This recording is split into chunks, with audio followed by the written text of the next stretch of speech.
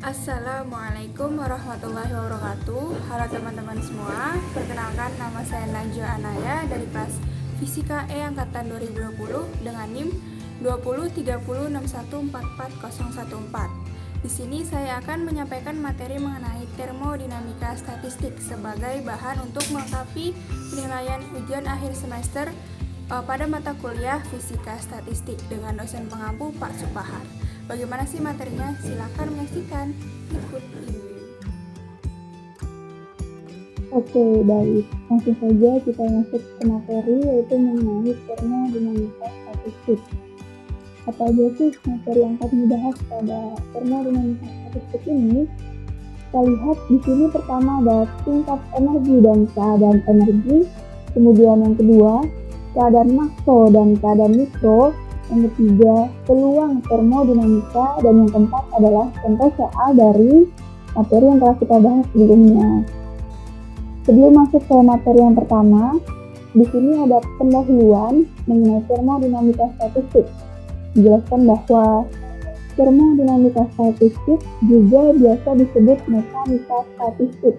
Tidak seperti teori kinetik gas, tidak hanya bersifat pada tinjauan tumbukan antar molekul maupun tumbukan molekul dengan dinding, tapi juga memberikan penafsiran entropi yang lebih mendalam. Lebih dari itu, termodinamika statistik menyadari kenyataan bahwa molekul-molekul berjumlah sangat banyak dan karakteristik rata-rata dari sejumlah molekul dapat dihitung, bahkan tanpa mengetahui informasi spesifik dari molekul tertentu. Metode statistik dapat diterapkan tidak hanya pada molekul, tapi juga pada foton, gelombang elastik pada zat padat, dan entitas fisika kuantum yang abstrak yang disebut sebagai fungsi gelombang. Oke, setelah pendahuluan tadi, kita langsung masuk ke materi yang pertama, yaitu mengenai tingkat energi dan keadaan energi. Apa sih tingkat energi dan keadaan energi itu? Ini kita lihat definisi dari tingkat energi, yaitu susunan tingkat di mana setiap tingkatan memiliki energi yang berbeda-beda. Nah, tingkat energi ini dilambangkan atau disimbolkan dengan EJ, dibaca epsilon J. Nah, epsilon J ini menyatakan energi pada tingkat J. Jadi, tingkat energi itu susunan-susunan tingkatan energi yang berbeda-beda. Seperti itu, teman-teman. Kemudian, kalau keadaan energi di sini menyatakan sebagai ruang-ruang yang memiliki energi hampir sama dan berada dalam suatu tingkatan energi tertentu. Jadi gampangnya gini, keadaan energi itu suatu tingkatan energi yang memiliki ruang-ruang keadaan yang hampir sama. Nah, dari definisi kita masuk ke ilustrasi dari tingkat energi dan keadaan energi. Ternyata di tingkat energi dan keadaan energi ini ada beberapa istilah, teman-teman. Di sini yang pertama ada bilangan okupasi. Apa sih bilangan okupasi itu? Nah, bilangan okupasi ini adalah total jumlah kelereng yang berada dalam suatu tingkatan. Nah, sebelumnya beberapa istilah ini berkaitan dengan gambar yang ada di samping ini.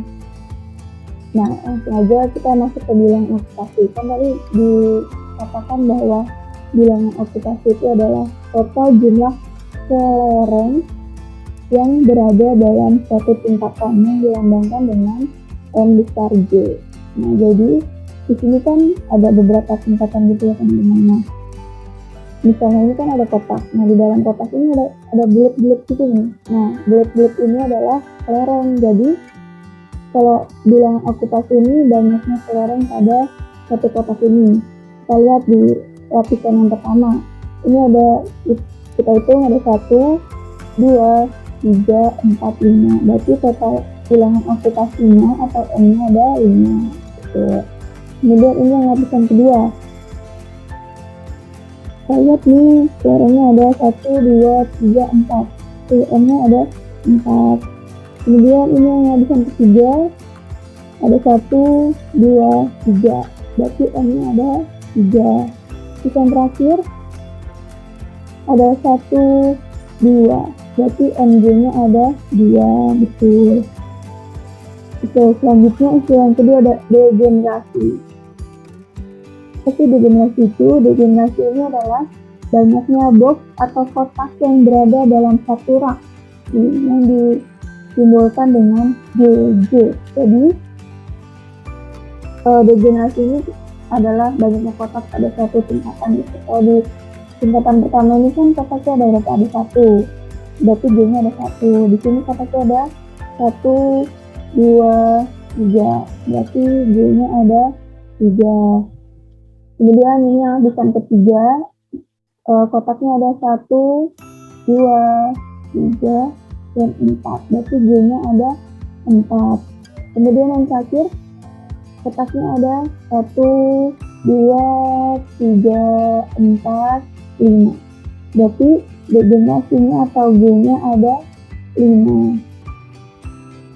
Lanjut, istilah yang ketiga, keadaan energi. Nah, keadaan energi ini berkaitan dengan box atau kotak yang berada pada satu rak.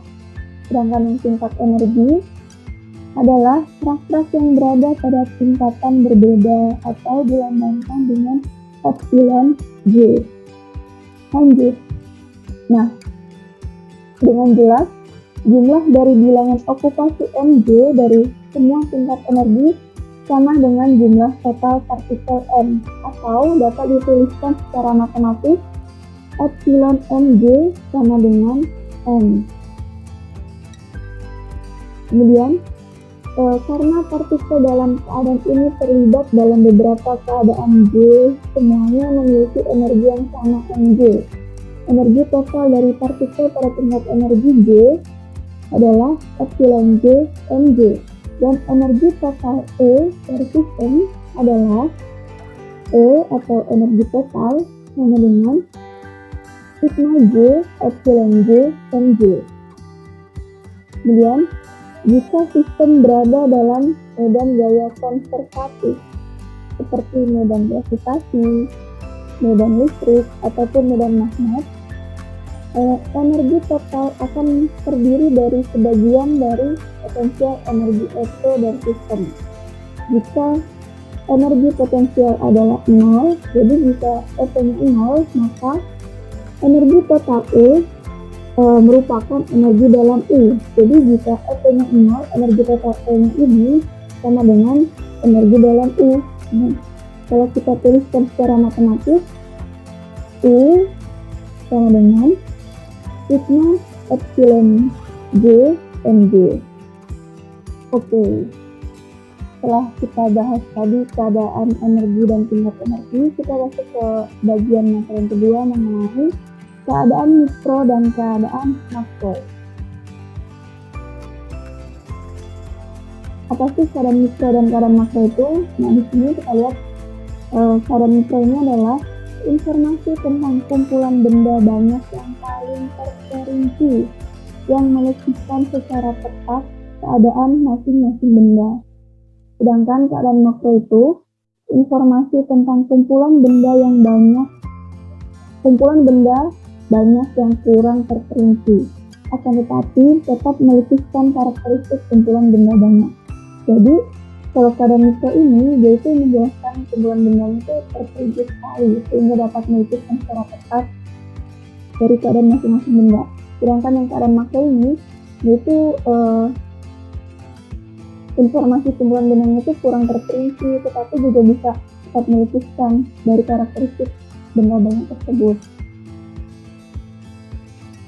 Nah, dapat dinyatakan dengan nilai spesifik dari bilangan okupasi untuk setiap tingkat energi, baik untuk partikel terbedakan maupun tidak terbedakan. Jadi, di keadaan makro ini dapat dinyatakan dengan nilai spesifik dari bilangan okupasi agar setiap tingkat energi, untuk setiap tingkat energi, baik untuk partikel terbedakan maupun tidak terbedakan. Misalnya, ini kita lihat di gambar di samping ya, gambar yang ini, keadaan makro dari gambar di samping ditetapkan sebagai serangkaian bilangan okupasi. Jadi keadaan makro dari gambar ini sama aja bilangan okupasi dari setiap tingkat energi. Nah, di sini bilangan okupasi pertama ini ada 5, jadi keadaan makronya itu ada banyak 5 sama dengan 5, kemudian keadaan makro yang kedua atau N2 sama dengan 4, kemudian keadaan makro yang ketiga atau N3 sama dengan 3, dan keadaan makro yang keempat atau N4 sama dengan 2. Masih pada keadaan makro mendeskripsikan assembly dengan beberapa variabel yang disebut fungsi keadaan, yaitu tekanan atau disimpulkan dengan P, kemudian ada volume atau di C, kemudian ada suhu atau C, dan sebagainya. Assembly ini tersusun atas banyak partikel molekul yang saling berinteraksi. Hal ini ditunjukkan pada assembly termodinamika. Molekul dinyatakan dalam jumlah mol, sehingga jumlah molekulnya banyak bilangan Avogadro. Untuk menganalisis keadaan setiap molekul, ditinjau bersamaan gerak molekul dengan untuk yang mekanika Schrödinger dapat ditinjau secara kuantum, dan untuk mekanika Newton atau Lagrange dapat ditinjau secara klasik. Didapatkan bilangan Avogadro mendekati 10⁻23. Bilangan ini digunakan untuk pendekatan statistik. Kemudian kita lanjut ke keadaan mikro. Nah, keadaan mikro ini ada yang terbedakan dan ada pula yang tidak terbedakan. Untuk yang pertama, kita masuk ke partikel yang tidak terbedakan. Nah, untuk yang partikel tidak terbedakan ini, keadaan mikro dari assembly dinyatakan dengan angka spesifikasi dari jumlah total bilangan aplikasi. Jadi pada suatu keadaan energi tertentu. Jadi keadaan mikro dari assembly ini dinyatakan dengan angka spesifikasi dari jumlah total bilangan aplikasi pada suatu keadaan energi tertentu. Contohnya dari gambar yang sama seperti sebelumnya. Pada tingkat energi 4 ada tingkat energi 4 yang ini ada satu partikel pada masing-masing keadaan 3 dan 5. Jadi pada tingkat energi 4 ini ada satu parent di keadaan 3 dan 5. Dan tidak ada partikel pada keadaan 1, 2, dan 4. Nah, di keadaan 1, 2, dan 4 ini tidak ada partikelnya. Jika ada 2 partikel pada keadaan lain, keadaan mikronya akan menjadi berbeda, tetapi keadaan makronya tidak akan berubah. Kemudian partikel terbedakan. Nah, pada partikel terbedakan, keadaan mikro dari assembly-nya dinyatakan dengan keadaan energi dari setiap partikel. Menetapkan tidak hanya beberapa banyak, tetapi juga partikel yang mana. Contohnya, pada tingkat energi keempat, partikel A berada pada keadaan 3 dan partikel B berada pada keadaan 5. Nih, partikel A, misalnya ini A pada keadaan 3, kemudian partikel B pada keadaan 5. Keadaan mikro akan berbeda jika partikel A dan B pun berubah atau ditukar. Nah, kita masuk ke materi yang ketiga mengenai peluang termodinamika. Nah, di peluang termodinamika ini dibagi menjadi 2 bagian, ada yang klasik dan ada yang semi klasik. Untuk yang klasik, konfigurasinya itu ada yang proses 1 dan proses 2, kemudian yang semi klasik dikonfigurasikan dengan Benson dan fermion. Kita masuk ke bagian klasik terlebih dahulu. Di peluang termodinamika klasik, jika ada 2 partikel yang memiliki energi berbeda dipertukarkan, maka kita menganggap akan mendapatkan penyusunan yang baru. Jadi jika energinya berbeda, itu dapat dianggap bahwa ada susunan yang baru dari energi tersebut.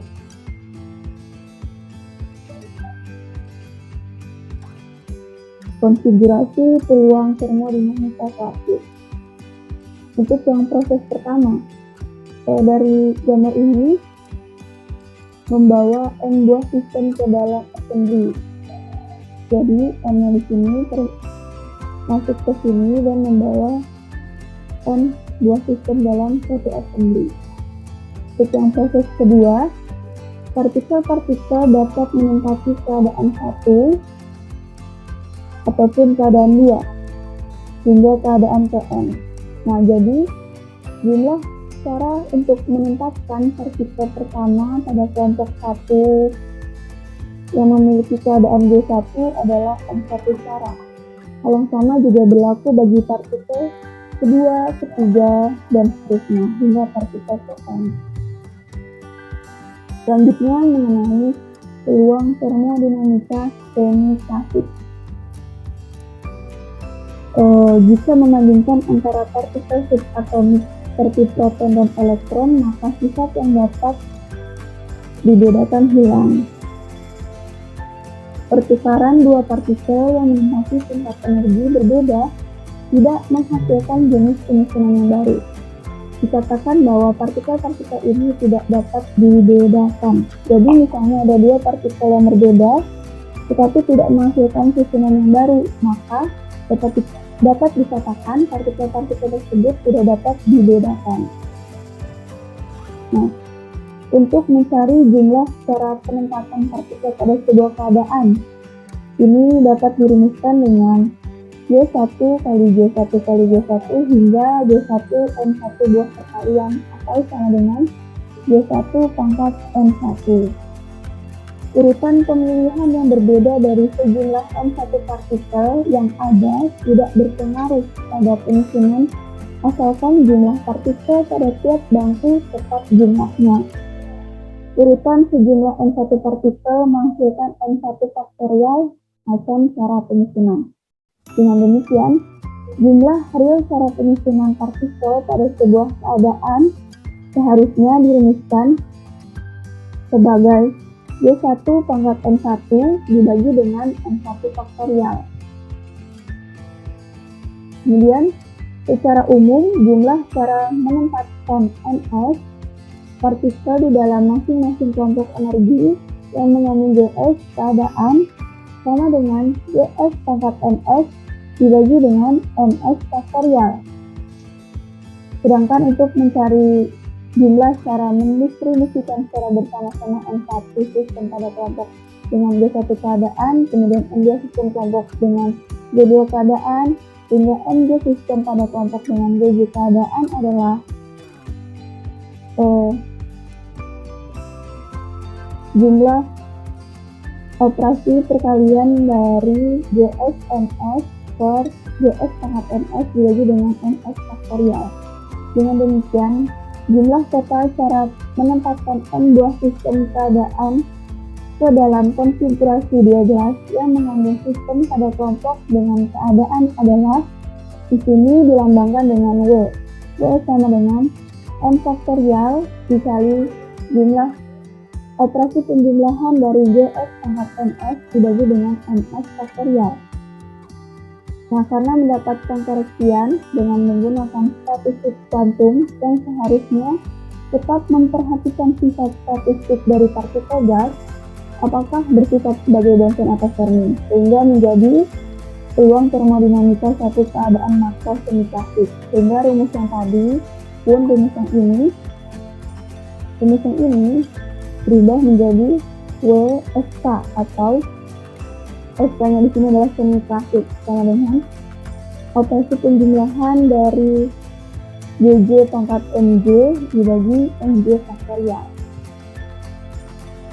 Oke. Selanjutnya peluang termodinamika semi-klasik ini konfigurasinya seperti yang telah dikatakan tadi ada dua, yaitu konfigurasi Thomson dan konfigurasi Fermi. Untuk yang konfigurasi Thomson adalah sistem yang memiliki spin pelipatan bulat dari H per 2T. Sistem ini tidak memenuhi prinsip eksklusi Pauli, sehingga satu tingkat energi dapat ditempati oleh partikel dalam jumlah berapapun. Kedua, konfigurasi fermion. Nah, konfigurasi fermion ini memiliki spin yang merupakan kelipatan ganjil dari setengah H/2P. Sistem ini memenuhi prinsip eksklusi Pauli. Beda dengan yang Boson tadi, kalau yang Boson itu tidak memenuhi prinsip eksklusi Pauli. Yang fermion memenuhi prinsip eksklusi Pauli. Fermion ini tidak ada dua partikel atau lebih yang memiliki keadaan yang sama. Nah, setelah mendengarkan beberapa materi yang telah saya jelaskan tadi, kita lanjut ke contoh soal. Yang pertama, kita lihat contoh soal yang pertama di sini mengenai keadaan mikro dan keadaan makro. Soalnya seperti berikut. Tinjau 100 buah koin dengan sisi masing-masing angka dan gambar. Berapa banyak keadaan mikro dan keadaan makro yang mungkin ada? Nah, cara jawabnya, karena masing-masing koin mempunyai dua sisi yang berbeda, yaitu ada angka dan gambar, dan semuanya ada 100 koin. Maka jumlah keadaan mikronya itu 2 pangkat 100. Setiap keadaan makro merepresentasikan jumlah total set yang diperoleh dalam set, sehingga total keadaan makro ada 10. Kita lanjut ke contoh soal yang kedua. Hitunglah perubahan entropi sistem yang terdiri dari dua gas berjenis sama antara sebelum dicampur dan sesudah dicampur. Nah, cara menjawabnya dengan menggunakan rumus hasil pengkoreksian peluang klasik, yaitu statistik Maxwell-Boltzmann dengan menggunakan statistik sampling. Diperoleh peluang termodinamika semi klasik PSK sama dengan operasi penjumlahan dari perkalian GJ pangkat MJ dibagi dengan MJ faktorial. Rumus ini dikenakan dua pengali tensi Lagrange alfa dan beta, sehingga diperoleh Wmax sama dengan U per 1 min alfa M ditambah M. Kemudian persamaan entropinya kita menggunakan rumus E sama dengan KLN Wmax.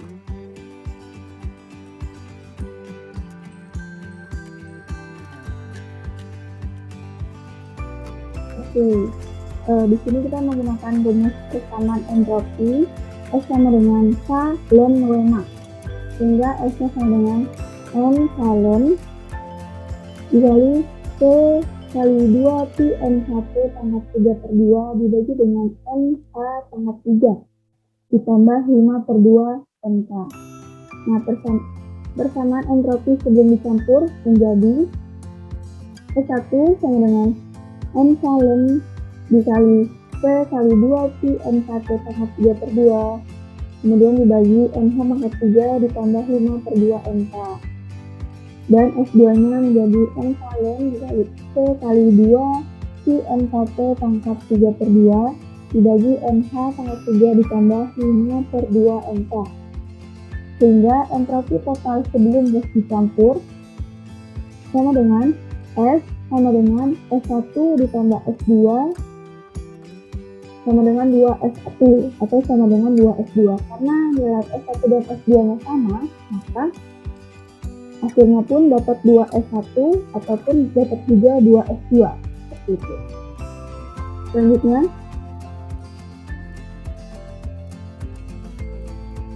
karena tadi udah dicari yang sebelum dicampur, maka ini kita cari yang setelah dicampur. Untuk yang setelah dicampur dilambangkan dengan S aksen. Untuk yang S1 aksen sama dengan N ln dikali Pi 2 Pi N1 pangkat 3/2 dibagi NH pangkat 3 kemudian ditambah 5/2 NK. Begitu juga untuk yang S2 aksen ya teman-teman. Sehingga energi entropi total setelah gas dicampur S aksen sama dengan S1 aksen ditambah S2 aksen.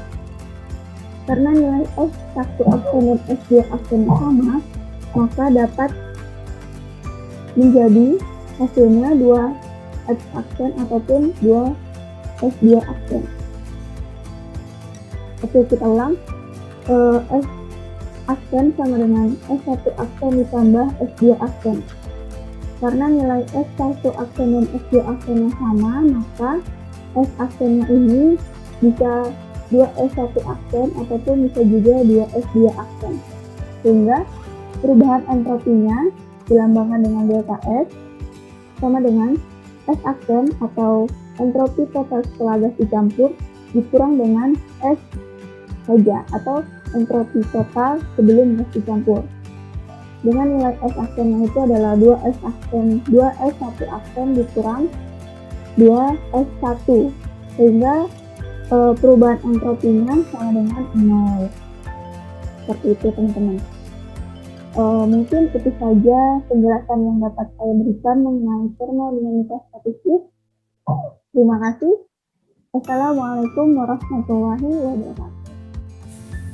Oke teman-teman, mungkin itu saja yang bisa saya sampaikan mengenai termodinamika statistik untuk mata kuliah fisika statistik. Kurang lebihnya mohon dimaafkan. Wassalamualaikum warahmatullahi wabarakatuh. Tetap semangat dan sampai jumpa.